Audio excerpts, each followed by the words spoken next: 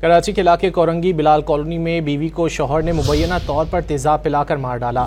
Police کے مطابق عائشہ نامی خاتون کو جمعرات کو تشویشناک حالت میں جناح اسپتال منتقل کیا گیا تھا۔ مزید جانتے ہیں ڈان نیوز کے نمائندے محمد بلال خان سے۔ بلال، کیا تفصیلات ہیں؟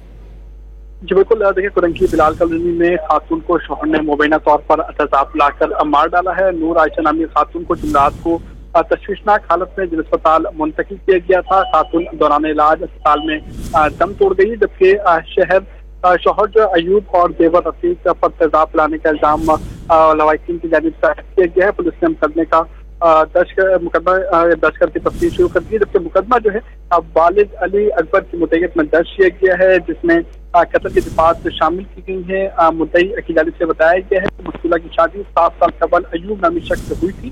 نور عائشہ کی کم سن 2 بیٹیاں ہیں، جبکہ بیٹی کو تیزاب پلایا گیا اور اب مارا پیٹا بھی گیا، جبکہ داماد کے ناجائز تعلقات پر اکثر جھگڑے ہوا کرتے تھے۔ بیٹی اکثر ناراض ہو کر میکے بھی آ جاتی تھی۔ 4 جولائی کو اطلاع ملی، بیٹی کو اسپتال لے جایا گیا، جبکہ بیٹی نے اسپتال میں دم توڑ دیا۔ ابتدائی تفتیش میں تیزاب پلانے کے بھی شواہد پولیس کو ملے ہیں۔ پولیس کی جانب سے کہا ہے کہ تحقیقات کر رہے ہیں اور اب ملزم کو گرفتار کر لیا جائے گا۔